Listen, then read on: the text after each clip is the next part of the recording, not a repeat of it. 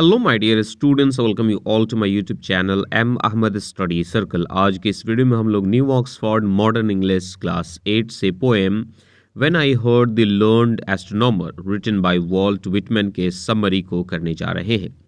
इससे पहले मैंने इसी पोएम के एक्सप्लेनेशन वाले वीडियो को अपलोड कर दिया है, जिसका लिंक आपको इसी वीडियो के डिस्क्रिप्शन बॉक्स में मिल जाएगा। तो अगर आपने इस पोएम के एक्सप्लेनेशन वाले वीडियो को नहीं देखा है तो मैं आपसे रिक्वेस्ट करूंगा कि पहले आप उस वीडियो को देख लीजिए, फिर उसके बाद आप इस वीडियो को देखिएगा ताकि आपका कॉन्सेप्ट क्लियर हो सके। तो चलिए हम लोग समरी शुरू करते हैं। सबसे पहले हम लोग पोइट के बारे में थोड़ा बहुत इन्फॉर्मेशन गैदर करेंगे, फिर उसके बाद हम लोग समरी को देखेंगे। About the poet, when I heard the learned astronomer was written by poet, teacher and civil war volunteer nurse Walt Whitman. तो ये जो कविता है वो एक पोएट, एक टीचर और एक civil war volunteer nurse Walt Whitman के द्वारा लिखा गया है।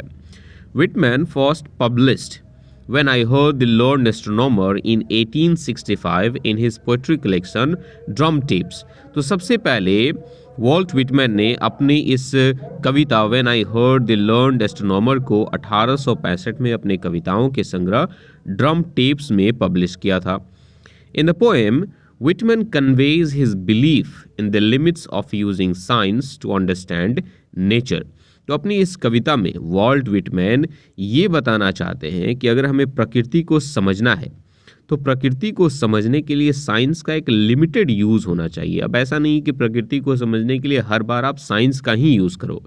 Rather Whitman suggest one needs to experience nature for true understanding instead of measuring it। बल्कि अगर आपको प्रकृति को समझना है, नेचर को अंडरस्टैंड करना है, तो आप उसे एक्सपीरियंस कीजिए। ऐसा नहीं कि हर बार आप साइंस का यूज़ करें, एस्ट्रोनॉमी का यूज़ करें और उसे मेज़र करें, कितना लंबा है, कितना चौड़ा है, कौन सा स्टार कितना बड़ा है, क्या वेट है उसका, क्या मास है। इन चीज़ों को मेज़र करने से हमें थोड़ा सा बचना चाहिए और हमें उसे एक्सपीरियंस करना चाहिए। ये बिलीफ है हमारे पोएट का, ये मेरा बिलीफ नहीं है। पोएट वॉल्ट विटमैन ऐसा कहते हैं। The poem is an example of Whitman's characteristic free verse.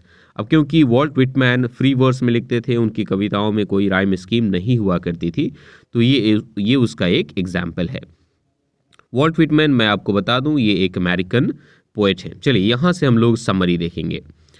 The speaker listens to an esteemed astronomer lecture on the stars. तो एक बहुत ही प्रसिद्ध जाने माने एस्ट्रोनॉमर हैं और वो स्टार्स के ऊपर लेक्चर दे रहे हैं और उन्हीं के लेक्चर को हमारा नैरेटर, हमारा स्पीकर वॉल्ट विटमैन सुन रहा होता है। The astronomer displays various mathematical proofs and evidence in columns to the audience in support of a scientific argument। अब क्योंकि जो एस्ट्रोनॉमर्स होते हैं, जो साइंटिस्ट होते हैं, उनके बहुत सारे थ्योरीज होते हैं और उन थ्योरीज को सपोर्ट करने के लिए कई सारे फिजिक्स के और मैथमेटिकल कैलकुलेशंस होते हैं, तो उन प्रूफ्स को वो ऑडियंस को दिखा रहा होता है और हमारा नैरेटर भी वहीं पर बैठा हुआ है उस लेक्चर रूम में। The astronomer also displays various charts and diagrams and explains the mathematical calculations behind them। और अपने थ्योरीज को सपोर्ट करने के लिए एस्ट्रोनॉमर और कई सारे चार्ट्स, डायग्राम्स को दिखाता है, मैथमेटिकल कैलकुलेशंस को दिखाता है, ताकि वो अपनी बात को सही साबित कर सके। अगर आप एक एस्ट्रोनॉमर हैं, एक साइंटिस्ट हैं, आप कई सारे थ्योरीज दे रहे हैं और अगर उन थ्योरीज को आप मैथमेटिकली प्रूफ नहीं कर पा रहे हैं, उन्हें प्रूव नहीं कर पा रहे हैं, फिर इसका मतलब ये हुआ कि आपकी थ्योरीज का कोई वैल्यू नहीं है। The speaker sits in the audience. हमारा जो स्पीकर है वो ऑडियंस में बैठा हुआ है, दर्शकों के बीच में बैठा हुआ है। Who all upload the astronomers lecture with great enthusiasm. और हमारा नैरेटर बताता है कि जो ऑडियंस हैं, जो दर्शक हैं, वो काफ़ी उत्साह के साथ नैरेटर के लेक्चर को लेकर खुश हैं और तालियां बजा रहे हैं। मतलब नैरेटर को कोई भी चीज़ समझ में नहीं आ रहा है। मतलब जो भी वो एस्ट्रोनॉमर कह रहा है, नैरेटर के पल्ले कुछ भी नहीं पड़ रहा है, लेकिन वो कहता है कि ऐसा लगता है कि ऑडियंस को सारी बातें समझ में आ रही है, सिर्फ मुझे छोड़कर। Very quickly and unexplainably the speaker finds the whole lecture unbearable. हमारा स्पीकर वॉल्ट विटमैन कहता है कि बहुत ही जल्द, और मैं ये बता नहीं सकता कि ऐसा क्यों हुआ और कैसे हुआ, बहुत ही जल्द जो हमारा एस्ट्रोनॉमर है उसकी कोई भी बात मुझे समझ में नहीं आ रही थी और ऐसा लग रहा था कि ये लेक्चर अब मेरे बर्दाश्त से बाहर हो गया है, अब मैं इसको और ज़्यादा झेल नहीं पाऊंगा। Therefore, the speaker rises and leaves the lecture room alone. इसलिए वो चुपचाप अकेले खड़ा होता है और लेक्चर रूम को छोड़कर चला जाता है।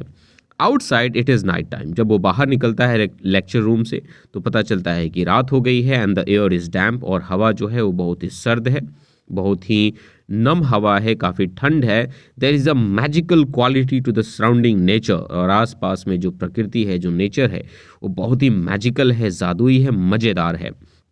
Occasionally, the speaker looks up at the beautiful stars overhead and embraces the silence of the night.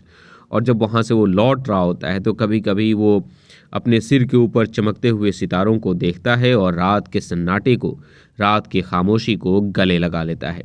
तो ये रहा एक स्वीट सा, छोटा सा, शॉर्ट सा समरी हमारे इस poem when I heard the learned astronomer का। इस ये वीडियो आपको कैसा लगा, इस पोएम का जो समरी मैंने आपको दिया ये कैसा लगा, आप लोग मुझे नीचे कमेंट सेक्शन में ज़रूर बताएंगे। वीडियो अच्छा लगा होगा तो वीडियो को लाइक करेंगे और अगर चैनल पे नए होंगे तो चैनल को सब्सक्राइब करेंगे। मिलते हैं एक नया चैप्टर के साथ, तब तक के लिए टेक केयर, बाय बाय।